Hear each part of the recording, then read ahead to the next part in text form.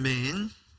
네, 저희 12월 셋째 주입니다. 15일이고요. 마태복음은 44번째 시간으로 오늘 같이 보겠습니다. 이제 오늘 16장에 들어왔습니다. 분량으로 치면 마태복음이 28장까지 있으니까요. 절반을 조금 넘어왔다고 보여집니다. 그러나 내용상으로 볼 때는 오늘 저희가 보던 16장이 이제 드디어 후반부로 넘어가는 이제 부분이라고 할 수 있습니다. 오늘 본문은 지금까지 했던 내용과 조금 비슷한 내용이 있는데요. 다음 주부터는 예수님께서 신약시대의 교회에 대한 가르침과 함께 또 본격적으로 그리스도의 순환, 그죠? 십자가 지심과 이제 부활하실 것에 대해서 본격적으로 공식적으로 이야기를 하기 시작하십니다. 자, 그래서 오늘 16장이 저희가 마태복음에 이제 딱 중반을 지났다. 내용상으로 볼 때 이제 내용이 바뀌면서 전환되면서 후반부로 들어가고 있다. 이제 이것을 기억해 주시면 되겠습니다. 저희가 올 한 해 마태복음을 꾸준히 보아왔습니다. 저희가 개척하고 나서는 창세기를 보았다가 이제는 신약의 첫 번째 책인 마태복음을 보고 있는데 여러분들이 어떠신지 모르겠네요. 올 한 해를 마무리하면서 마태복음의 내용들 여러분 들으셨던 것들을 조금 상기해 보시면서 정리하면서 저희가 배워왔던 하나님과 그 예수님의 모습을 좀 기억하시는 우리 연말이 되었으면 좋겠습니다. 아멘. 자, 우리 1절부터 좀 같이 보도록 할게요. 1절에 이렇게 나와 있습니다. 바리새인과 사두개인들이 와서 예수를 시험하여 하늘로부터 오는 표적을 보이기를 청하니. 오늘 장면은 참 재미있는 조합으로 시작을 합니다. 지금까지는 바리새인들과 서기관들이 항상 나왔었습니다. 그래서 오늘 본문을 보시면 바리새인들과 누가 나왔어요? 사두개인, 처음으로 이렇게 뭉쳐진 그룹입니다. 둘은 사실 바리새인들과 사두개인들은요 별로 친하지 않은 그룹입니다. 엄밀히 말하면 상극입니다. 바리새인들은 율법 중심으로 이 유대교를 대표하는 상징적인 역할을 했었죠. 반면에 사두개인들은요 율법 중심이 아니라 현세주의자들입니다. 현실을 즐기자, 부활도 없다, 천사도 없다 라고 하면서 현재가 중요하다라고 여겼던 자들이 사두개인들이었어요. 그래서 이들은 종교 권력에 관심이 많았고 지금 이 땅에서 어떻게 하면 잘 살 건지에 대한 관심이 많았기 때문에 바리새인들과 사두개인들은 서로 사상이 달랐고 가르침과 라이프 스타일이 달랐습니다. 바리새인들이 볼 때에는 사두개인들은 아주 기회주의자들 같은 사람이었죠. 그래서 서로가 서로를 좋아하지 않았습니다. 이렇게 서로 다른 두 그룹이 뭉칠 수 있는 유일한 경우가 있으니 그것은 바로 공동의 적이 생겼을 때입니다. 죄인이 서로 마음을 모았다는 말은 같이 힘을 합쳐서 물리쳐야 할 적이 생겼구나라는 것과 동일하다라고 보셔도 될 것 같습니다. 이렇게 불편한 두 그룹이 힘을 합쳐야 할 만큼 예수님의 세력과 영향력도 커졌구나라는 것도 우리가 이 말씀을 보면서 눈치챌 수 있어야 합니다. 자, 이들이 와서 하늘로부터 오는 표적을 보이기를 청합니다.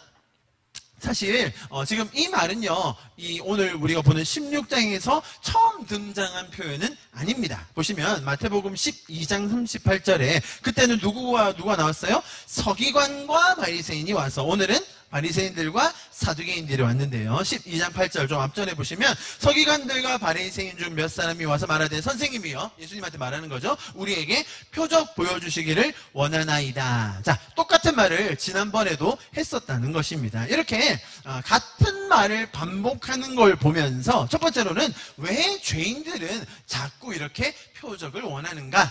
자, 그 이유를 알아야 되고요. 그리고 12장과는 조금 다른 조건을 이들이 내거는데요. 자, 그 이유와 함께 또 예수님께서 대답하시는 것을 보면서 우리가 배워야 할 것들이 있다고 보여집니다. 자, 첫 번째로는 이렇게 반복적으로 요구할 수밖에 없는, 표적을 요구할 수밖에 없는 이 죄인들의 한계를 보아야 합니다. 사람들의 인식, 지각, 자각 하는 이 범위 내에서 우리가 무언가 초월적인 존재, 하나님의 존재를 받아들이려고 한다면 그러면 항상 내 상식과 이성과 내 인지의 한계를 뛰어넘는 무엇인가를 요구하게 되어 있습니다. 자, 그것이 우리가 흔히 말하는 기적, 표적이라는 거죠. 그래서 신이라는 존재를 증명할 수 있는 수단으로 우리는 이런 표적을 구하게 되어 있다는 겁니다. 자, 문제는 이 방식 자체가 참 죄적이고 또 어리석은 접근이라는 겁니다. 지금 사람들이 자기의 인식이 있잖아요. 자기의 지각이 있고 이성이 있지 않습니까? 그런데 이것을 뛰어넘는, 과학을 뛰어넘는 뭔가가 있다면, 내가 예상하지 못하고 우리의 힘으로 할 수 없는 뭔가가 있다면, 그러면 초월적인 존재가 있나 보다라고 믿는다고 하는데, 실상은 여러분, 우리가 사람이 인지력이 있습니다. 우리는 양심이라는 것도 있어요. 우리에게는 감정이라는 게 있습니다. 그죠? 자, 그런 모든 것들을 뛰어넘는 뭔가가 있었으면 좋겠다라고 하는데, 여러분, 우리 사람이 어떻게 인지하는지 과학적으로 증명하기가 어려워요. 사람의 감정이 움직이는 것을 과학적으로 다 설명할 수가 없습니다. 사람들에게 양심이 있습니다. 사람들에게는 어떤 것을 더 중요하게 여기는 선택에 대한 폭이 있어요. 자, 그런 것들이 어떻게 결정되는지 과학적으로 다 설명할 수 없습니다. 여러분, 사람이 이렇게 가치 판단을 하는데요, 어떨 때는 사실이 아니라 자기 감정의 모든 걸 걸고 모든 생명을 걸어서 선택을 하기도 합니다. 어떤 이는 사랑 때문에, 그놈의 사랑 때문에 모든 것을 포기하기도 하고, 어떤 사람은 그 작은 감정 하나에 목숨을 걸기도 하는 거예요. 여러분, 이게 과학적으로 설명이 됩니까? 지금 이 죄인들이 요구하는 것이 얼마나 허망한 것인가를 제가 예를 들어 드리고 있어요. 또 다른 예를 한번 들어볼까요? 어젯밤에 혹시 꿈 꾸신 분 계십니까? 꿈? 저도 꿈 꿨어요. 기억이 나더라고요. 아침에 일어났는데. 자, 꿈을 꾼 분들이 계실 텐데, 또 기억나는 분들이 계실 거고요. 꿈에 대한 이런 전반적인 현상 있잖아요. 꿈을 꾼다, 꿈에 나온 내용이 있다, 또 기억한다, 또 어떨 때는 꿈에 대해 나왔던 내용이 현실에서 막 드러나기도 하잖아요. 자, 이런 것들을요, 과학자들이 설명을 거의 못 해냅니다. 어떻게 이게 가능한지 내가 경험해본 적도 없고 한 번도 가본 적도 없고 정보도 없었는데 너무 정확한 정보가 내 꿈에 나온다든지, 아니면 정말로 희미한 꿈이 내 현실에서 드러난다든지, 너무 신비한 현상이죠. 자, 이렇게 과학적으로 설명할 수 없는 것들이 너무 많고, 우리 인간의 의식, 양심, 꿈, 감정 등 이런 기본적인 것들도 과학이 설명하지 못하고 있는데, 자, 그것만 뛰어넘는 표적이 있으면 절대자를 믿을 수 있을까요? 자, 그런 분들에게 꼭 해야 될 한마디가 있습니다. 꿈 깨세요 라고. 자, 내 안에 일어나는 이런 반복적이고 당연해 보이는 일도 설명을 못하는데요, 우주의 생성과 운행은 두말할 나위도 없겠죠. 지금 우리의 이 존재적인 아주 세밀한 모습과 또 광대한 역사의 흐름, 우리가 다 이해할 수 없죠. 하나님이요, 오죽 답답하셨으면 이 말을 이미 수천 년 전에 욥기에서 욥에게 다 해주셨어요. 욥기 후반부에 보면요, 욥기 후반부에 38장부터 쭉 하나님께서 그런 하소연을 하시는 장면이 있는데요, 한번 나중에 기회 되시면 읽어보시면 좋을 것 같아요. 오늘은 그 중에 몇 구절만 좀 읽어보겠습니다. 한번 같이 보십시오. 욥기 38장 31절부터 41절인데요. 우리 같이 한번 읽어볼까요? 재밌습니다. 시작. 내가 북두칠성의 별대를 한데 묶을 수 있으며 오리온 성자의 묶은 띠를 풀 수 있느냐? 내가 철을 따라서 성자를 이끌어낼 수 있으며 큰 곰자리와 그 별대를 인도하여 낼 수 있느냐? 하늘을 다스리는 질서가 무엇인지 아느냐? 또 그런 법칙을 땅에 적용할 수 있느냐? 내 소리를 높여서 구름에게까지 명령을 내릴 수 있느냐? 구름에게 명령하여 너를 흠뻑 적시게 할 수 있느냐? 번개를 내보내어 번쩍이게 할 수 있느냐? 그 번개가 내게로 와서 우리는 명령만 기다립니다 하고 말하느냐? 강물이 범람할 것이라고 알리는 따오기 떼에게 나의 강이 넘칠 거라고 말해주는 이가 누구냐? 비가 오기 전에 우는 수탉에게 비가 온다고 말해주는 이가 누구냐? 누가 구름을 셀 만큼 지혜로우냐? 누가 하늘의 물주머니를 기울여서 비를 내리고 누가 지혜로워서 티끌을 진흙덩이로 만들고 그 진흙덩이들을 서로 달라붙게 할 수 있느냐? 내가 사자의 먹이를 계속하여 될 수 있느냐? 굶주린 사자 새끼들의 식욕을 채워줄 수 있느냐? 그것들은 언제나 굴 속에 웅크리고 있거나 드러나지 않는 곳에 숨어있다가 덮친다. 까마귀 떼가 먹이가 없어 헤맬 때에 그 새끼들이 나에게 먹이를 달라고 조를 때에 그 까마귀 떼에게 먹이를 마련하여 주는 이가 누구냐? 하나님의 절절한 마음이 느껴지시나요? 오늘 표적을 구했던 그들에게 동일하게 전달하시는 말 같습니다. 저는 이 동물들의 행동과 사는 거를 관찰하는 걸 굉장히 좋아하는데요, 신기한 게 있어요. 이건 신학적인 것과도 연결이 되는데, 지진이 나거나 화산 폭발이 있을 때 동물들은 다 알아요, 미리. 그죠? 지진이 나기 전에 동물들은 다 알고 피합니다. 왜 사람만 못 피할까요? 그죠? 화산이 나기 전에 동물들은 다 알아요. 우리 과학자들은 미리 그걸 다 측정하고 있는데도 사실 생각보다 엄밀하게 측정이 잘 안 되죠. 동물들은 미리 알고 다 도망갔는데, 그 이유를 오늘 말씀을 보니까 하나님이 미리 얘기해 주시는 거 아닌가? 약간 그런 생각도 들고, 하나님과 영적으로 끊어진 인간만 모르는 건 아닌가? 라는 생각도 들더라고요. 오늘 말씀을 보는데. 오늘 본문과는 상관없기 때문에 넘어갑니다. 포인트는 뭐냐면, 기적만 한번 보여봐라 라고 오기를 부리는 사람들에게 그 딱 들어맞는 기적이 베풀어지면, 정말로 그런 기적이 베풀어지면 그 사람들에게 믿음이 생길까요? 안 믿는 사람들 뿐만 아니라 저희 믿는 성도들도 그런 생각을 많이 합니다. 이런 기적만 일어난다면, 이런 표정만 나에게도 주어진다면, 저 사람이 경험했던 저런 게 나에게도 더 생긴다면 내 믿음이 더 커지지 않을까라는 생각이요. 여러분, 정말로 어떤 표적을 더 보여주면 믿음이 더 커질까요? 아니면 그 믿음 때문에 또 실족하는 일이 많을까요? 여러분, 그런 죄적인 꿈과 허상에서 벗어나야 합니다. 죄인들은 계속 표적을 원할 수밖에 없어요. 그런데 그것이 해결점이 아니기 때문에 이런 식으로 다가오는 그들에게 예수님께서 주시는 메시지가 있는 거예요. 자, 첫 번째가 표적을 구하는 사람들이었고요. 그리고 아까 제가 12장 38절에는 사람들이 표적을 보여달라고 했는데, 오늘 16장 1절에서는 한 가지가 더 추가됐었죠. 하늘로부터 오는 표적을 보여달라고 합니다. 자, 하늘로부터 오는 표적의 반대말이 뭐겠습니까? 땅에 있는, 우리도 할 줄 아는, 딱 보면 이해가 되는 그런 거죠. 그러니까 그런 땅의 것 말고 하나님만 할 수 있는, 사람들은 할 수 없는 뭔가를 보여달라. 자, 이런 요구입니다. 우리가 표적만이라고 해도 이런 초월적인 의미가 내포되어 있지만, 이번에는 뭔가 확실한 것을 더 강조하면서 요구하는 것을 볼 수 있죠. 여러분, 이 말이 얼마나 어리석은 것이냐면요, 사람들은 하늘로부터 오는 것은 당연히 이해를 못합니다. 아니, 지금 땅에서 나타나는 현상들, 제가 지금 말씀드렸던 사람의 인지력이라든지 감정이라든지 꿈이라든지 이런 당연한 것들도 우리가 이해를 못하는데요, 그러면 하늘로부터 오는 무언가를 쏟아부어주면 그 사람들이 이건 하늘로부터 오는 거구나라고 하면 이해를 하면서 하나님을 믿게 될까요? 전혀 아니라는 거예요. 자, 그래서 예수님께서 인간이 가장 잘 느낄 수 있도록, 인간이 가장 잘 이해할 수 있는 방식으로, 가장 깊이 체험하고 또 동질화할 수 있는 방법으로 하신 일이 있어요. 그것이 바로 요나의 기적이라는 거예요. 신학적 용어로 성육신이라고 하는 거죠. 그리고 앞으로 이어질 그리스도의 순환과 부활, 이 모든 것이 바로 요나의 기적에 함축되어 있는 내용이라는 거예요. 자, 오늘 본문에 보시면요, 4절에 아주 간단하게 말하고 넘어갑니다. 그죠? 악하고 음란한 세대가 표적을 구하나 요나의 표적밖에는 보여줄 표적이 없느니라 하시고 바로 떠나세요. 왜 이렇게 설명 안 하시고 떠나시냐면, 이미 12장에서 설명을 많이 해주셨거든요. 보시면 12장 38절에서 40절에 보시면, 그때 서기관과 바리새인 몇 사람이 말하되 선생님이여 우리에게 표적 보여주시기를 원하나이다. 자, 예수께서 대답하여 이르시되 똑같죠? 요나의 표적밖에는 볼 게 없다. 40절 뭐라고 합니까? 요나가 밤낮 사흘 동안 큰 물고기 뱃속에 있었던 것 같이 인자도 밤낮 사흘 동안 땅속에 있으리라. 자, 그렇죠. 이미 설명을 다 해주셨습니다.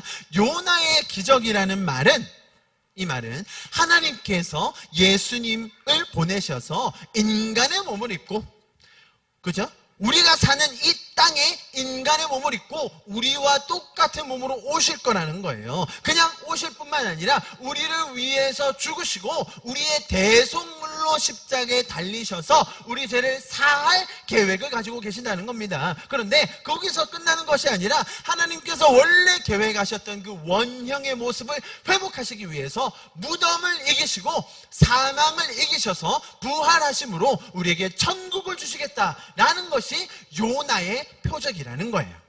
자, 문제는 뭡니까? 하늘로부터 오는 표적을 보여주십시오. 그런데 하늘로부터 표적이 아무리 내려져도요, 땅의 것도 이해 못하는 사람들은 이게 하늘의 건지 우주의 건지 땅의 건지 분간을 못합니다. 분별을 할 수가 없어요. 영이 죽어있는 그들에게 하늘의 것이 부어진다 한들 무슨 수로 이해를 하겠냐는 말입니다. 그래서 이들이 가장 잘 이해할 수 있는 방식, 우리의 몸을 입고 우리가 사는 땅에 와서 우리가 사는 라이프 스타일대로 우리를 구원하시기 위해서 예수님이 오신 거예요. 그랬더니 사람들이 뭐라고 얘기합니까? 아, 우리랑 똑같네, 우리랑 똑같은 사람이네, 저게 뭐가 하나님이야 라고 비난한다는 거예요. 자, 인간이 빠져있는 이 모순점을 아시겠습니까? 인간은 하늘의 것을 보여줘도 이해하지 못하기 때문에, 그렇기 때문에 인간이 가장 잘 이해할 수 있는 방식, 요나의 표적을 보여주었음에도 불구하고 사람들은 그 요나의 표적을 받아들이지 않으려고 한다는 거예요. 자, 이 요나의 기적이라고 불리는 이것이 바로 우리가 깨닫고 누리고 있는 복음이라는 거예요. 기쁜 소식이라는 겁니다. 자, 하나님께 표적을 보여달라고 시비를 걸고 시험을 하려고 공격하는 그들, 자, 그들을 내치지 않으시고 품으시면서 그들에게 안겨주시는, 저와 여러분에게 가장 중요한 표적 중에 표적이 뭐라고요?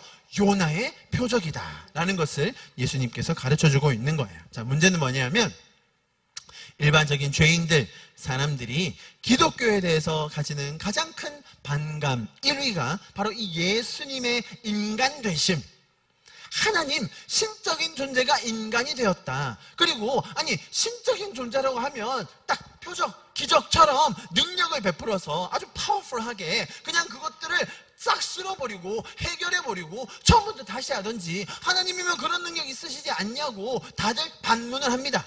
자, 만약에 그런 식으로 하늘의 힘을 써서 해버렸다면 사람들은 이해를 못했을 것이고, 그죠? 그렇기 때문에 사람들이 이해할 수 있는 요나의 표적을 보여주었을 때 사람들의 반감이 생긴다는 거예요. 아니, 왜 꼭 저렇게 하셔야 되냐고, 왜 꼭 저렇게 참혹한 십자가를 지셔야 됩니까? 왜 그렇게 인간의 모습으로 오셔야 됩니까? 왜 그렇게 낮은 모습으로 오셨습니까? 그게 하나님 맞습니까? 라고 반문한다는 겁니다.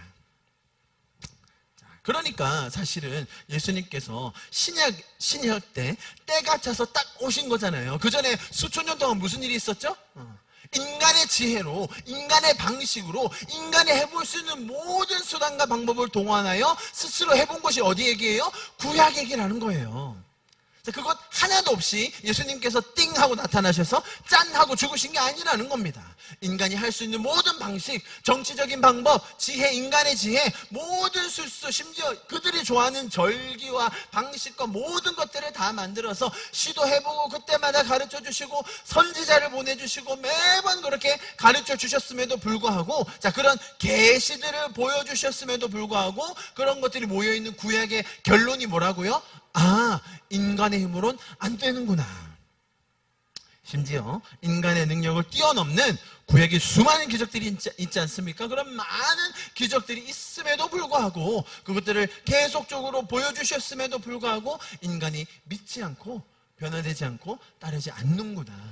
그래서 지금 우리에게 제시해 주시는, 그렇게 아직도 표적을 구하고 있는 이들에게 주시는 표적이 바로 요나의 표적이라는 겁니다. 자, 여러분, 다른 어떤 신앙이나 종교나 사상, 철학에서는 해줄 수도 없을 뿐더러 그렇게 해주고 싶은 마음도 가지고 있지 않아요. 어떤 신이, 어떤 종교에서, 어떤 철학에서 인간의 행복과 인간의 잘됨과 인간의 안녕, 그 최상의 상태를 위해서 신이 포기를 하고 신이 희생을 해서 신이 자신을 낮춰서 요나의 표적처럼 누가 했냐는 겁니다. 그런데 우리가 예수님께서 우리에게 주시는 이 구원과 복음의 표적을 믿고 따르며 그분과의 인격적인 관계 속에서 기뻐할 수 있는 이것, 이 그리스도인이 된 사건은 전적인 하나님의 은혜임을 우리가 기억하게 되는 것입니다. 그 누구도 흉내낼 수 없고 생각해내지도 못하고 사람들이 이해할 수 없는 그 표적, 십자가로 대속하여서 우리를 구원하시고 우리 죄를 속량하시고 우리로 다시금 천국의 삶을 살 수 있도록 만들어주신 그 구원의 은혜. 자, 그 기적을 어떻게 사람들이 스스로의 지혜와 논리로 이해하고 설명할 수 있겠습니까? 그런데 어찌된 영문인지 우리는, 저와 여러분은 그것을 먼저 깨닫고 지금 이 자리에서 예배를 드리게 되었음이 너무나 감사한 사실 아니겠습니까? 자, 그렇게 우리를 가장 높은 차원의 표적으로, 인도해 주시는 하나님을 찬양합니다. 아멘. 제가 1절과 4절을 중심으로 이 요나의 표적, 그들이 하늘로부터 오는 표적을 구할 때 예수님은 왜 요나의 표적을 이야기하셨는지를 설명드렸습니다. 자, 그러면 이제 2절과 3절의 내용을 좀 보겠습니다. 자, 2절과 3절에서는 날씨에 대한 이야기를 하시고 또 여기서 아주 중요한 표현이 있죠. 그것이 시대의 표적이라는 것입니다. 3절에요.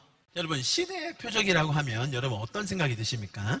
문맥과 맥락을 보고 설명을 해야 되는데요. 일반적으로 요 구절을 설명할 때 하늘이 이러면 다음날 날씨가 이럴 거다. 우리가 분명히 예상할 수 있고 추측할 수 있는데 너희는 어찌 이 시대의 표적을 분별하지 못하느냐. 이제 뭔가 책망하는 듯한 예수님의 말투가 보이죠.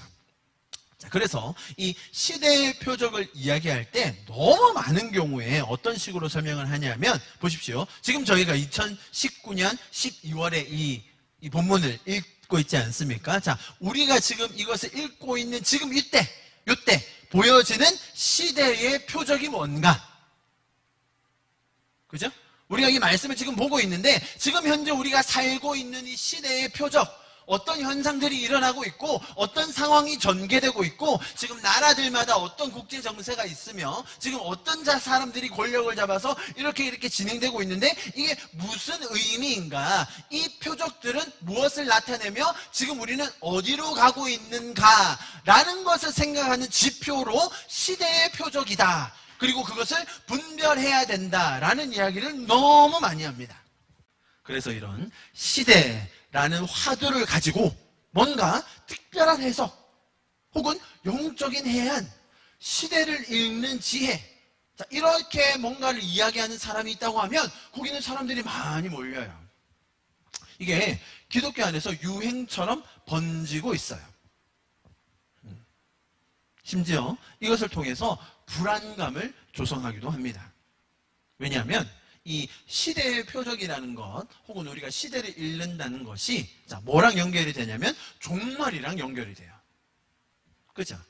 우리가 지금 살고 있는 시대는 마지막 시대입니다. 종말입니다. 그것에 대한 표적이 있는데 요러요러한 것들이 있기 때문에 이것은 종말의 때이고 그러므로 우리는 이렇게 살아야 합니다. 라고 이야기를 많이 하죠.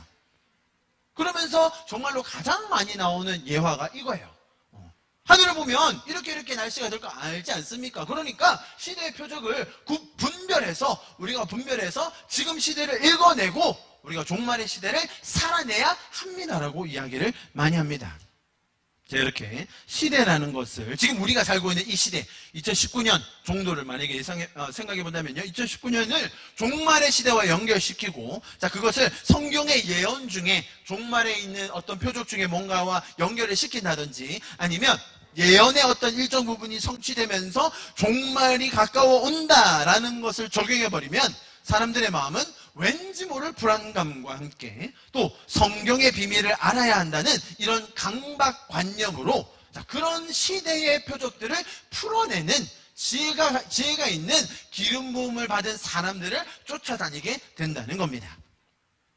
제 말씀 이해하시겠죠? 이렇게 자연현상을 분별하듯이 성경에 예언된 마지막 시대의 징조들을 잘 파악해서 종말을 준비해야 한다라고 이야기하죠. 행여나 그런 것들을 모르고 있다가 제대로 분별을 못하고 막 우왕좌왕하면 어떻게 될 수 있어요? 구원에서 소멸될 수도 있고 요즘 유행하는 말로 생명책에서 지워질 수도 있다고 겁을 줍니다.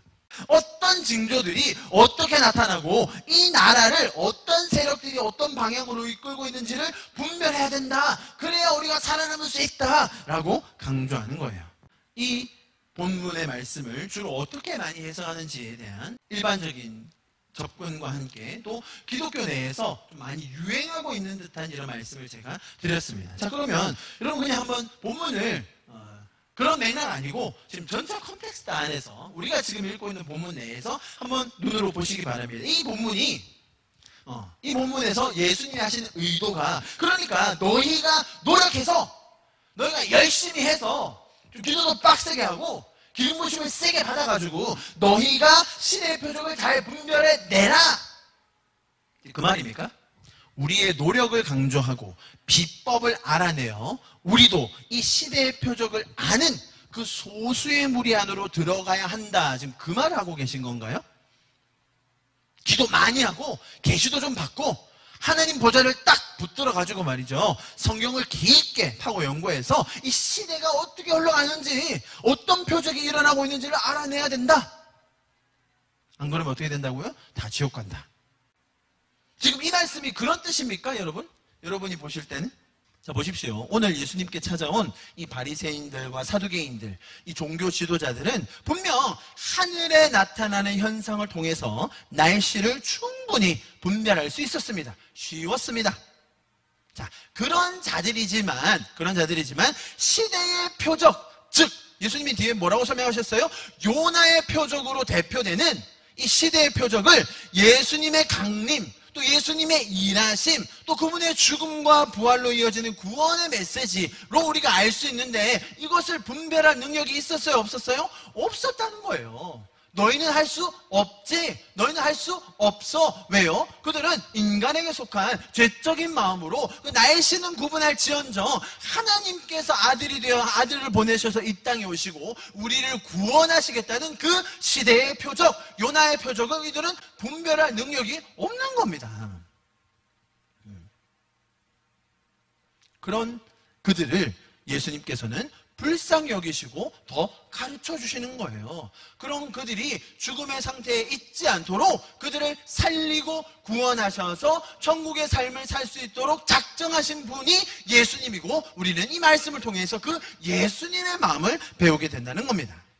아시겠죠? 자, 그런 예수님을 또 시험하러 온 이 지도자들의 그릇된 태도를 보시면서 좀 따끔한 한마디 충고를 주고 계신 구절이 오늘 말씀의 맥락이지, 이것을 마치 우리가 노력해서 우리가 가진 수를 다 써서 알아내야 된다, 이것을 모를 경우 지옥에 간다라는 두려움을 조장하는 말씀이 아니라는 겁니다. 그런데 너무나 많은 경우에 이 시대의 표적이라는 표현을 우리가 스스로 분별해야 된다라고 생각을 하고 출발을 하다 보니까 이 구절 전체의 맥락을 거스리게 되었던 것입니다. 자, 보십시오, 여러분. 이 표현들이 있을 때, 자, 어떻게 시작을 한다고요? 그러니까 우리가 시대의 표적을 우리가 분별해야 된다. 자, 그런데 시대의 표적을 분별하는 것은 어렵습니까? 쉽습니까? 오늘 표현을 빌리자면 당연히 어렵죠. 자, 그러면 이 어려운 일을 누가 할 수 있겠습니까? 다 그렇게 가요? 하나님과 가까운 사람, 기름 부음을 세게 받는 사람, 기도의 경지가 깊어진 사람, 말씀을 더 통달한 사람, 자, 그런 사람이 시대를 분별하겠죠? 자, 그러면 일반 성도들은 어떻게 해야 된다고요? 그런 시대를 분별하는 한 명의 지도자를 쫓아서 살아가야 된다, 순종해야 된다. 자, 이런 식으로 항상 진행되게 돼 있어요. 그럼 제가 기독교의 원리는 전혀 그렇지 않다는 거에 대해서 여러 번 강조드렸습니다. 우리가 성경을 보면서 누차 배우는 바, 하나님은 누구를 사용하십니까? 자, 이 말씀을 볼 때 우리는 우리가 분별해야 된다. 분별하는 건 어렵다. 그러면 누가 분별할 수 있나? 이러이러한 일을 이렇게 특별한 일을 하는 사람. 자, 그런 사람이 있을 때 그런 사람을 따라야 된다. 항상 그런 순서로 가는데, 실제로 성경에서는 하나님이 누구를 사용하시고 누구에게 기름 부으시고 누구를 선지자로 부르시고 어떤 사람을 제자로 부르셨냐라는 거예요. 아시죠, 여러분? 제자들이 어떻게 해서 예수님께 부름을 받았는지, 제자들이 부름을 받을 수 있었던 이유, 첫째, 의심이 많아서. 그들이 잘나서 부름 받았다고요? 저질 체력이어서. 의심은 도마가 이렇게 손 넣어온 거고요. 저질 체력은 1시간만이라도 끼어서 기도할 수 없다는 얘기, 저질 체력들아. 성격 파탄자들, 저 사마리아 고리에 불이라도 내려버리시죠. 예수님의 제자들이 잘나서 그들이 기도로 준비되어서 부름받았습니까? 전혀 아닙니다. 선지자들요? 예, 하나님은 가장 이기적이고 제일 순종할 줄 모르는 요나 같은 사람들을 선지자로 쓰십니다. 그 유명한 믿음의 조상 아브라함요? 아브라함이 믿음이 좋고 순종을 잘해서 하나님께서 부르셨습니까? 오히려 그가 믿지 못할 때 은혜를 주셔서 그가 믿음의 조상으로 성장할 수 있도록 도와주신 분이 하나님이십니다. 기름 부음하면 맨날 다윗 얘기 나옵니다. 다윗은 기도를 많이 해서 기도의 깊은 경지에 들어가서 기름 부음을 받는 것이 아니라 하나님께서 제일 띨빵하고 막내로서 형들의 인정 하나도 못 받는 그런 꼬마 다윗에게 기름을 부으셨습니다. 자, 그리고 나니까 시기 질투했던 사울이나 다른 사람들이 죽이러 가니까 하나님 살려주세요, 도와주세요 라고 기도하게 됐던 거지. 다윗이 기도를 많이 해서 하늘의 신비를 알았기 때문에 기름을 부어준 게 아니라는 거예요. 이해하시겠죠? 하나님이 성경 속에서 일하시는 원리, 하나님께서 예수님을 통해서 우리에게 가르쳐 주시는 모든 것들은 사실 동일한 원리를 가지고 있습니다. 하늘에서 오는 표적, 시대의 표적이요, 우리가 분별할 수 없습니다. 그래서 예수님께서 직접 일해 주심으로 우리가 그것이 무엇인지를 깨닫게 되는 것이지, 내가 노력을 해서 내가 더 많은 기도와 내공을 쌓아서 그 비밀을 알아낼 때 나에게 그런 기름 부으심이 임하고 그것을 통해서 사람들이 이 시대를 잘 살 수 있게 해야 된다라는 것이 성경의 메시지가 아니라는 거죠. 여러분, 기독교는 은혜로 시작하여서 은혜로 나누어지는 것이지 조건과 자격을 논하는 곳이 아닙니다. 하나님께서는 연약한 이를 도우시고 또 불신하는 이들에게 은혜를 주시고 능력이 없는 자들에게 자비를 베푸시고 죽어있는 자들을 살리기 원하시는 분이십니다. 잘 준비되었기 때문에, 열심히 노력했기 때문에, 다른 이들보다 더 뛰어나기 때문에 그들을 사용하셔서 시대를 분별하게 하시는 분이 아니십니다. 여기서 표현된 악하고 음란한 세대라는 말이 있죠, 그죠? 악하고 음란한 세대. 이것은 죄인들을 통칭하는 말입니다. 이 바리새인들과 서기관들이 특별히 더 음란하고 악했다라는 말이 아니라 우리 일반적인 죄인들을 통칭하는 표현이라고 보시면 좋을 것 같습니다.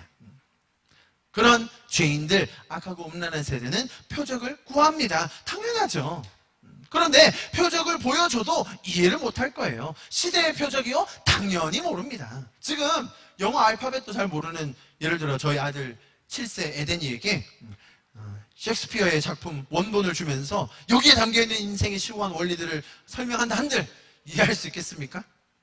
자, 그렇게 이해할 수 없는 상황에 있는 악하고 음란한 세대이기 때문에 예수님께서 먼저 일해 주시는 거예요. 그래서 예수님이 우리를 구원하신 것이고 우리를 살리기 위해 십자가를 지신 것입니다. 이것이 기독교의 너무나도 다르고 놀라운 점인 것입니다. 자, 이제 저희가 오늘 본문의 중간 정도 봤습니다. 이제 뒷장면, 한 장면, 마지막 장면입니다. 다시 이동하여 건너편으로 돌아가십니다. 자, 이동을 하는데 그때 이 덜렁대는 제자들이 먹을 식량 챙기는 걸 깜빡해요. 당시 워낙 예수님께서 먹는 거에 대해서 기적을 많이 베풀어 주셔가지고 막 5병이요 7병이요 막 하시잖아요. 그래서 뭐 먹을 거에 대해서 별로 걱정이 없었나 봐요. 그래서 덜렁대면서 식량을 다 놔두고 갔어요. 정신줄을 놓은 거죠. 예수님이 그런 상황에 있는 제자들에게 지금 방금 봤던 그 바리새인들과 사두개인들에 대한 이야기를 하시는 거예요. 그 대화에 언급하시면서 그들의 가르침을 주의해라 라고 이야기를 하셔요. 그때 제자들이 불사, 아이고 우리 음식을 깜빡했는데 이를 어쩐다 하고 안절부절하는 장면이에요. 여러분, 이게 지금 거의 우리 어른들 세대로 가면 연구 수준, 봉숭아학단 그런 거의 몸개그 수준인 거예요. 지금 아시겠죠? 예수님은 너희 지금 봤지? 저희 사두개인들과 바리새인들 조심해 했더니 우리가 먹을 걸 안 가졌네 뭐 이런 그런 장면입니다. 코미디예요, 코미디. 자, 여기서 누룩이라는 단어가 핵심인데요. 누룩이라는 것은 다른 음식물에 들어가서 그 음식물을 발효시키는 효소예요. 자, 누룩이 들어가면 음식물은 원래 상태에서 다른 상태로 변하게 되는 거죠. 자, 지금 우리는 이 장면에서 두 가지 누룩이 있어요. 두 가지 누룩을 다 주의해야 함을 알아야 돼요. 자, 첫 번째로는 우리가 기본적으로 생각하는 예수님께서 언급하셨던 이런 바리새인들과 사두개인들의 누룩을 주의해야 됩니다. 자, 그것이 무엇이었습니까? 죄인으로 대표되는 이들이 표적이 주어져야만 믿으려고 하는 그런 기질, 성향, 그런 태도. 자, 이런 것이라고 우리가 생각할 수 있겠죠. 충분히 일반적인 죄인들의 모습입니다. 저희가 앞에서 자세히 살펴봤습니다. 예수님께서 그런 것들을 주의해라 라고 하셨어요. 자, 그런데 여기에 또 대조적으로 나오는 인물들이 있어요. 자, 이 몸개혁하고 있는 제자들이에요. 여러분, 제자들에게도 스스로가 가진 누룩이 있다는 것 생각해 보셨습니까? 제자들의 누룩, 그들의 고민, 그들의 관심사, 그들의 삶의 기준이 뭐였습니까?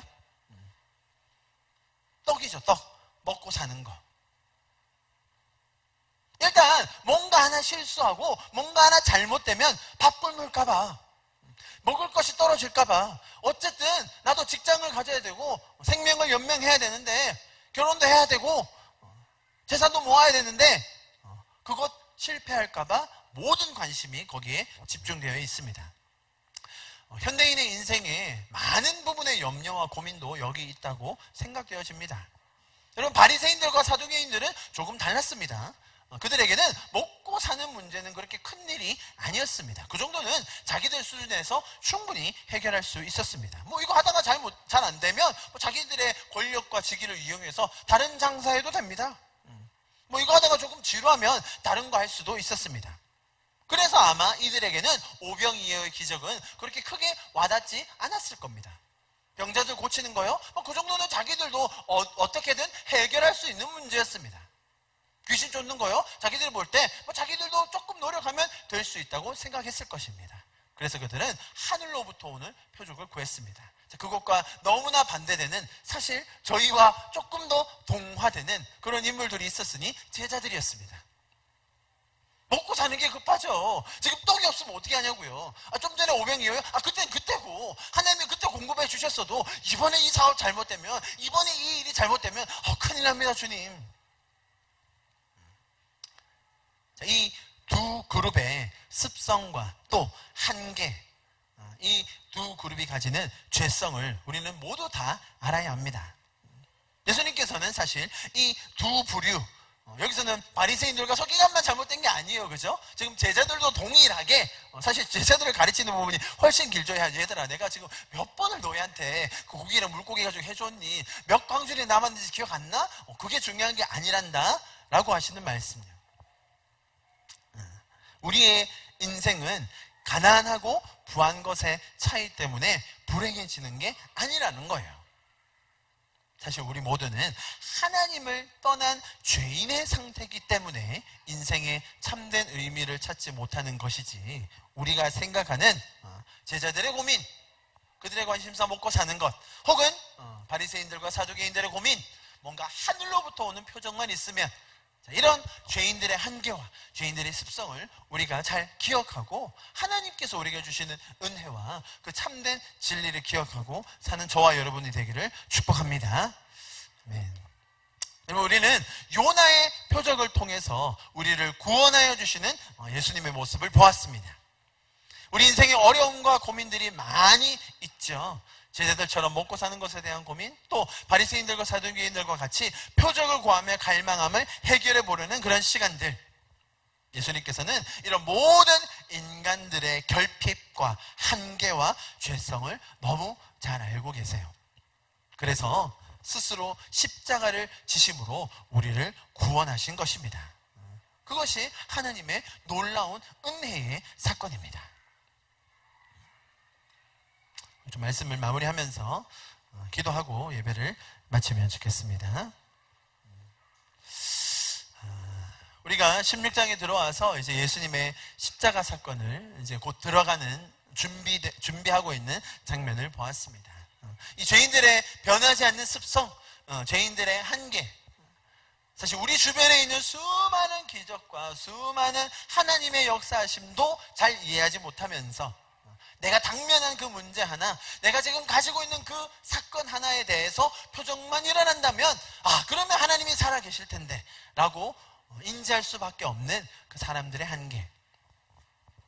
그들에게 예수님께서는 우리가 가장 잘 이해할 수 있는, 사실 우리와 가장 가까운 그 요나의 표적을 통해서 우리를 살리시려고 했습니다.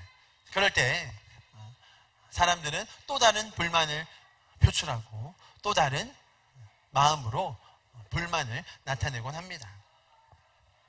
제자들이라고 달랐습니까? 서기관들, 바리새인들, 사두개인들, 그들만 악했고 제자들은 다 의로웠습니까? 전혀 그렇지 않습니다, 여러분. 우리 모두 다 죄인이었고 우리 모두 다 하나님의 마음을 분별할 수 없는 자들이었습니다. 여러분, 시대의 표적이라는 것을 제가 좀 설명드렸는데 그렇다고 해서 제가 지금 현재 처해 있는 국제 정세나 이런 역사의 흐름이나 이런 국제 정치 등을 다 간과하고 무시하자는 말이 전혀 아닙니다. 그죠? 오히려 하나님께서는 가장 연약한, 가장 지혜 없는, 가장 믿음 없는 그들을 쓰셔서 오히려 그것들을 보여주시고 인도하고 계심을, 그것이 어떤 특출한 사람이 아님을 우리가 이 말씀을 통해서 꼭 기억했으면 좋겠습니다. 이 시간 기도하고 예배를 마치도록 하겠습니다.